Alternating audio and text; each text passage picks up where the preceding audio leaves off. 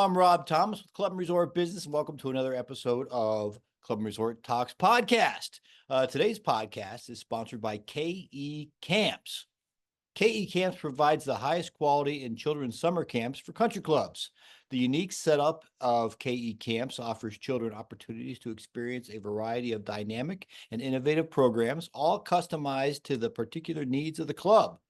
KE Camps is dedicated to creating a family-friendly and inclusive atmosphere at each of its partner clubs. They strongly believe this is accomplished by providing a joyful camp experience for each and every camper. Learn more at kecamps.com. With that out of the way, let's throw it to Phil Keren. I think Phil is with us this week. Phil?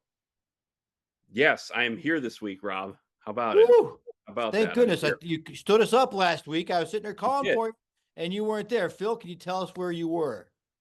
I would love to. Yes, my family and I, we went to London, flew overseas for the first time for me. In fact, actually, for the first time for the immediate members of my family.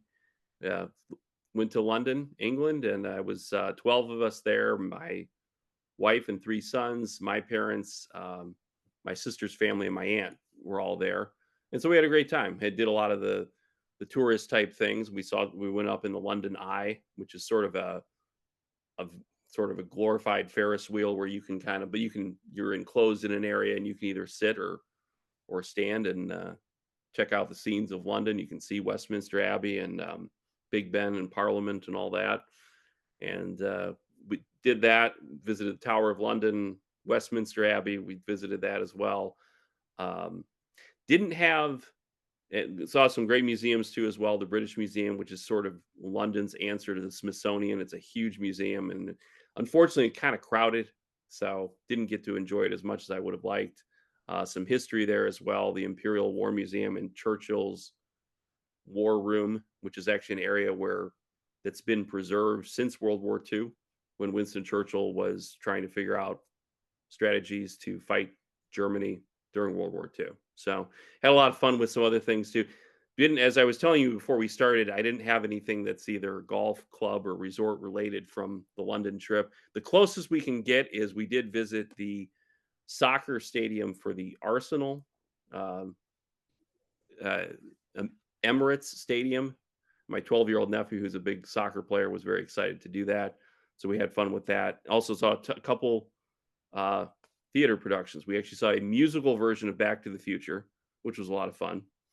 My 12-year-old nephew also enjoyed that a lot, and saw a Harry Potter play as well, which my wife's a big Harry Potter fan, so she was very excited to see that. All good stuff, a lot of fun. It was a little tough getting there with the jet lag and everything. Returning home was a heck of a lot easier. So all in all, a great trip. And you said the food was horrible and the people were really rude, right? Actually, am I putting words in your mouth? I'm sorry. You are. Let's see. We'll change that a little bit. The food was all right, and the people were very nice. Actually, I've shared with some folks. They were, especially the people that worked at the different places that I just mentioned. They were very helpful, and by my observation, were more interested in kind of engaging people in conversation than people in, similar types of jobs here in America. So we might learn a lesson from that. I did try fish and chips. It was all right. It was good at a pub. It was fun. Actually, I should mention too, I felt like it was an episode of Ted Lasso because we were in a pub one night when England was playing in a soccer match. I'm drawing a blank on the soccer competition that's going on right now. It's not the World Cup, but it's kind of close to that. The Euros. Yeah, I'm sorry. Thank you. You got it, Rob. The Euro League. Yeah, that's what's going on right now. Tournament, and England won the game. It was about a week ago, and it did feel like being an episode of Ted Lasso. There's this crowded pub, and people are jumping around and enjoying the game a lot. I believe England and Harry Kane are in the final, which is being played on Sunday against Spain. So if I'm not mistaken, they're still alive. Yes. Here in the States, of course, we have Argentina and Colombia. So in the Copa America. So if you're soccer fans, there's your soccer minute for you. Yeah, there you go. How about that? But yeah, it was a lot of fun. a lot of great stuff there, and I would definitely go back for sure. All right. Well, welcome home. Thank you. Good to have you back stateside, Phil. I tried to hold the fort down as much as could You did. without you, but you were missed, and it's good to have you back. Well, I appreciate it, Rob. It's good to know I was missed, and I'm glad to be back. All right, fantastic. Well, since you've upset all the English by insulting their food and their personalities, their positions, please let's get to the news. Let's try to get all of the British people off our backs at this point. I'm sure there's plenty of them out there that are going to be sending you some hate mail. What are you seeing in the news? Well, in the news, a lot of good stuff in the news this week. Coming back from the trip, uh, actually, thought I'd start with a story about a yacht club because we don't talk about those very much here. But there was a really good story there this week. Gulf Harbour Yacht and Country Club in Fort Myers, Florida, reopened recently after it had been destroyed by Hurricane Ian in late 2022. A company called Golden Marine Systems finished phase one of the renovation project about a year and a half after that awful storm. Includes 101 new slips to accommodate the vessels that can be up to 88 feet in length. So great news there. I guess they had a ribbon cutting ceremony recently, and Dana Snyder with the Gulf Harbor Marina Association expressed gratitude and commended that Golden Marine team for their work in getting the renovation project done. So really great news to see after having to kind of really pick up the pieces after that awful storm or awful hurricane, I should say, and be able to get the yacht club up and running again. 88-foot yacht club. Woo! Well, that's a big yacht right there. I think I've seen one of those at Captiva Island or South Shores Island Resort in Captiva. That's spectacular. And I'll tell you what, Hurricane Ian was a son of a gun because we have a lot of articles. If you type in Hurricane Ian in our search bar on clubresortbusiness.com, you're going to see a lot of news pop up. That was a real bear. It was, yeah, for sure. And you're right, we have had a lot of stories about different clubs around the country affected by it, for sure. Looking around, let's see. Now, I was in Florida. We're still in Florida here. Uh, this is a big project. Hard to ignore this one. $82 million project at the country club at Mirasol in Palm Beach Gardens, Florida. They've announced it. It's a multi-year enhancement project. It's part of a second phase of a master plan, sort of a long-term vision for what the club can be. The big part of the project is going to be construction of a two-story multi-purpose building. It's going to be a hub for the club's golf program and be home to a casual restaurant that's going to give views of the 18th holes of each course there, the Sunrise and Sunset golf courses. I like those names. Another part of the project, we've talked, of course, a lot on here about pickleball. They're actually going to have a state-of-the-art indoor pickleball facility, which will make that site, Mirasol, one of the first private residential communities in southern part of Florida to have such a feature, such an amenity. They're also going to have 7 weatherproof regulation courts, lounge area as well. So looks like a great project, and look forward to seeing all that pickleball facility being moved in there, and should be great stuff there for folks down in Florida. Yeah, I'll tell you what, $82 million really pops off the page, doesn't it? That was by far our most read article this week. So it definitely resonated with our readers and our viewers. I put that also in the Thursday 3 yesterday. So if you haven't watched that, go back to watch the Thursday 3. I vowed to get somebody from the club on this podcast to talk about everything that's going on because there's an awful lot going on down there. Yeah, absolutely. Would love to hear more about those projects from the representatives down there for sure. Moving into the Midwest, I was down in Florida. I like to hang out in Florida a lot on this podcast, as we know. Uh, Moving to the Midwest, Wisconsin. This is an interesting story here.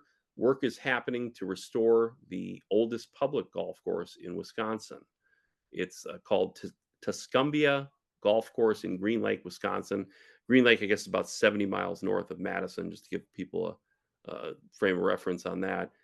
Course was opened in 1896, so it's 128 years old. Spring of 2023, Rusty Grimm and Eric Buchholz acquired the course from John Giles and the Tuscumbia Land Corporation, which had owned the property for the last 14 years. Since acquiring it, the owners, Rusty and Eric, they've worked hard to restore and enhance the course. It's greens restoration, overall landscaping is being done. They're reopening the course's pro shop. It's still an ongoing process. Great to see, though, to see a long time course like that being restored, and wish them the best of luck with the project. Yeah, sounds exciting. I know we had written an article when they first bought the property last year. Fun fact, on my TikTok account, I shared that news, and I had to re-record it because I was afraid that I didn't pronounce one of the names correctly, Buchholz, right? Okay. So as I'm re-recording and I'm saying it, I'm emphasizing Buchholz, and well, unfortunately, the captioning came up with something else. So I Right. thought it was going to have to do with the butt. So that's why I emphasized the buck holes. Right. It did not say anything about a butt. Right. It turned my B into an F. So buck holes turned into much worse on the closed captioning, and I had a couple people comment on my TikTok page. Mm. Uh, and I'm sorry, Mr. Buckholes. I'm sure your buddies growing up have probably teased you and called you worse than I did, but I did not. I called him Eric Buckholes. Right. Closed captioning got me. So hey, if you want to go and make fun of me, it's CRB underscore Rob or CRB Rob, or whatever on TikTok. You can find me. Okay. Good to know. Yeah, closed captioning. It can be a tricky game sometimes, for sure. To get you. It will. Yeah, absolutely. Well, we were in Wisconsin. Now we can head over, actually, out west to California. Um, Talking about the Trilogy Golf Club at La Quinta, California. The course, as I understand it was really thriving in the early 2000s. Even hosted the Skins Game tournament a few times in that decade. Um, the assets were sold to some different owners, and there was some financial troubles. Long story short, the course, which by then had been renamed Coral Mountain Golf Club, closed in 2022. Another nice sort of good news story, though, here. Earlier this year, the residents of Trilogy at La Quinta voted overwhelmingly to purchase the golf course, clubhouse, and restaurant on the site. We actually reported on that in February. Back in February, we reported that about 88% of the residents in that association for Trilogy at La Quinta voted to back the purchase of the 229-acre course and the restaurant for a little over $6 million. Actually, I should correct me. It's 88% of the people who voted on that sort of ballot issue with their association. But great news, because now the club is going back to its original name, Trilogy Golf Club at La Quinta, and they've invested in a big project, multi-million dollars, to modernize the facilities. They've even brought back original management team from Blue Star Resort and Golf to oversee the renovation, manage the club. So another kind of theme this week with that, some places either being restored or reopened, and another one in that same vein. And great to see, and I'm sure they'll be excited once the course is up and running again. I guess in November is when it's going to be. Yeah, I don't know what the odds are, but a course closing and then reopening is few and far between. Yes. And 88%, we can't get 88% of people to agree that the sun is shining or that it is raining or whatever. People are not going to agree. So 88% backing that purchase. That's a big deal. And I believe the clubhouse is going to be the Coachella Valley, that mid-century modern kind of vibe to it. A bunch of pictures on the website, clubandresortbusiness.com. Scroll down, you can see what all the renderings are. It's going to be spectacular. And the golf course looks terrific, with the mountains in the background, and looks, it's desert golf for you. It's beautiful. So, I'm looking forward to hopefully getting out there at some point. Absolutely. Yeah, I was looking at some of those photos too and renderings and everything, and it does look like it's going to be a spectacular project out there with that. So finally, Rob, to wrap things up, we've been kind of all over the map here today. We'll go to Texas, Horseshoe Bay Resort in Horseshoe Bay, Texas. They've unveiled enhancements to their whitewater putting course. Um, they've actually put in, let's see, they recently replaced the turf there was recently replaced with zoysia grass. Sand in the bunkers was replaced with a crushed marble. And all new LED uplighting has been put in. So good for nighttime putting there. Lights can be programmed with different colors and themes, helps the playing experience. Sound system's been enhanced as well to have music and everything at the putting course as well. But Rob, the most interesting thing I thought in this story, I mean, those are all great enhancements, improvements, and hats off to the folks down there. But the most interesting thing I noticed was that this putting course has been around since the mid 90s. So they were way, way, way ahead of the curve on creating a putting course at either a resort or a club. And I imagine it's one of those things where their industry peers might have chuckled at the idea at the time, but obviously not. Nobody's chuckling about it anymore. And been around now for 30 years. And I have to say that's very impressive. Par 72 18-hole putting course. Looks Yeah, great. 30 years is, I mean, like you say, way ahead of the curve. Putting course is a little more popular overseas, over in the, UK where you were. I don't know Yeah. if it's any putting courses, but spectacular. I can imagine having a cocktail, wandering around there. The kids can be playing, you can be playing with your buddies, settling some bets under the lights. Um, Horseshoe Bay seems like a spectacular and fun property to be at. They are also the only resort in North America with a floating pool. It's a massive pool in their lake. We have that article also on the website. So Horseshoe Bay seems like to be the place to be. A little hot right now, down in the Texas Hill Country, but Mhm. gorgeous and a lot to do. Yeah, looks like a lot of fun, and looks like that's with bunkers and everything. It sounds like one heck of a challenging putting course. It'd be a good one to work on your putting game there. Yeah, yeah. I did a putting course at Sun Valley probably about 15 years ago or so. Sun Valley in Idaho. Uh, my first experience with a putting course. I'm used to just the practice greens, and you go out there and you say, okay, go to that hole, whatever. But to have these dedicated, and this is like a par 72, 18 Right. hole. So I mean, it's a serious round of golf. It takes you about an hour to get around it. And anybody can do it. Your wife, who you and your boys obviously are golfers. Your wife, maybe not so much. She can go out there and have fun with you. Maybe a glass of wine in one hand, and a putter in the other one. Just having a good time. And I think they have the Callaway. There's a sponsorship with Callaway there, so they have all new Callaway putters in there every year. Everybody who does the thing gets a Callaway golf ball, honorary Horseshoe Bay moment. It's fantastic. Yeah, sounds great down there for sure. Which reminds me of something you mentioned about the putting course in the UK.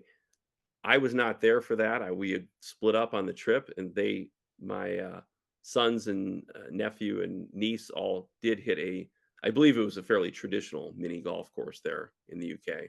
Sounds like they had fun, except for the fact that there were some young kids just kind of running around loose at the mini golf course. That was the funny story from it. Kids were Hooligans. there were some hooligans there, yes, or something. I don't know. Yeah, So well, hey, London's famous for their hooligans. So at least they weren't at Arsenal causing trouble. right, right. No, they were not there for that one. Nope. All right. Well, Phil, that is it for us. I'm afraid to say we do not have a guest this week. It is just you and I. It is. So I hope people enjoyed catching up on the news and catching up on your vacation. Thank you very much for sharing that.